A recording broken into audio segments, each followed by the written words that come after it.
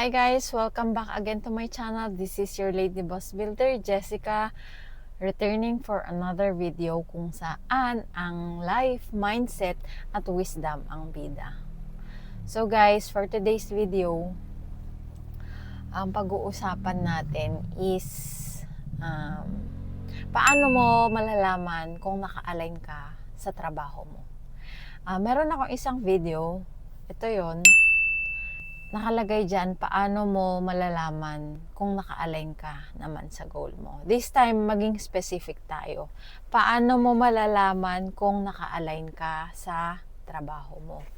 Ito, disclaimer lang to ha, para sa akin. Or para sa akin at sa mga na-experience ko and sa mga na-observe ko sa paligid.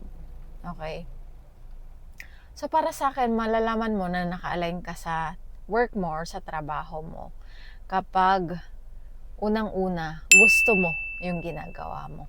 Very passionate ka sa ginagawa mo. Nag-e-enjoy, in short. Kahit na anong mangyari, sobrang nag-e-enjoy ka sa trabaho mo. Kahit gaano ka kapagod, as in, sobrang nag-e-enjoy ka. Okay?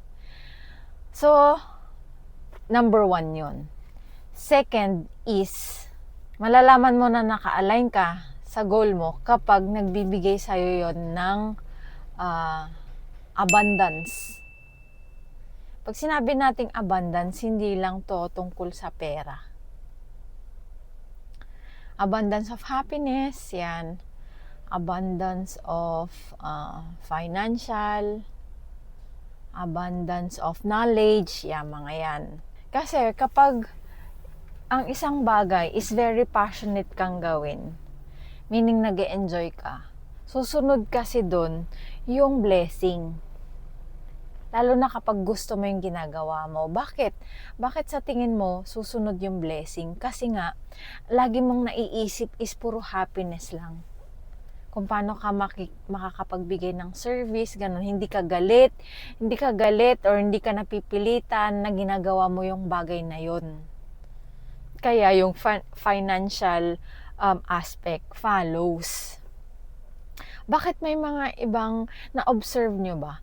Bakit may mga ibang tao, very passionate naman sila sa ginagawa nila, pero hindi nila nakakamit yung financial aspect na gusto nila. Example lang to.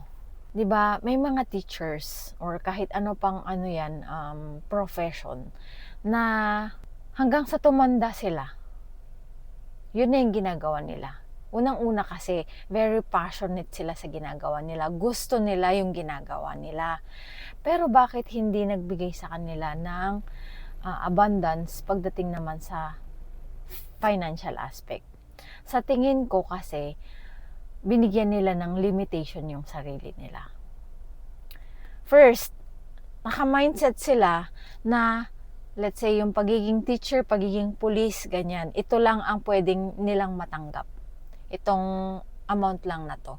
So, sila mismo yung nagbigay na ng limitation sa sarili nila. Sinasabi nila, okay lang na ganito lang yung ma-receive ko kasi gusto ko naman yung ginagawa ko. Yung masyado nilang iniisip yung financial aspect, or masyado silang nakafocus doon sa aspect na yun. So, yun ang sa tingin ko kung bakit napipigilan sila na maka-receive pa ng more pagdating sa finances. Kasi 'di ba, meron naman yung mga sobrang passionate naman sa pagiging teacher or pagiging police, ganyan. Pero nare-receive nila yung dapat nilang ma-receive. Kasi nga, syempre nagbigay na sila ng service. Pero hindi nila binigyan ng limitation yung sarili nila na ito lang yung ma-receive nila. Kasi pag ginawa mo yon, endgame na sa tingin ko na alam ko na dahil teacher lang ako, unang-una nilalang mo, Tapos pangalawa, nagbigay ka pa ng amount. Ito lang sa tingin ko yung marireceive ko. So yun na, ikaw na mismo yung nagbigay ng limitation sa sarili mo. And katulad ng sabi ko before, kung ano yung sinasabi mo, yun yung ina-attract mo. 'Di ba? Wala naman mangyayari, katulad ng sabi ko ulit before, na kung maglilin ka towards positivity. Hindi mo masyadong iisipin yung financial aspect dahil nagpo-focus ka nga doon sa service na ginagawa mo, nag-enjoy ka. And soon, mag-follow din lang yung pagdating din sa finances. Kasi nga nag-enjoy ka eh. Nag-enjoy ka lang sa ginagawa mo. Plus, hindi mo binigyan ng limitation. So, yun lang guys. Yun yung naisip ko na i-share ngayong umaga. And, kung nandito ka para manood, para sa'yo tong message na to. So guys, yun lang. I hope may natutunan ulit kayo sa video na to. And, it takes effort para i-apply din kung ano yung natututunan natin. Kailangan lang natin talaga maging aware. Kung meron kang nakuhang value sa video na to, don't forget to like, share, and subscribe. And click the notification bell button para lagi kang updated sa video ko. Thank you guys for watching. Bye!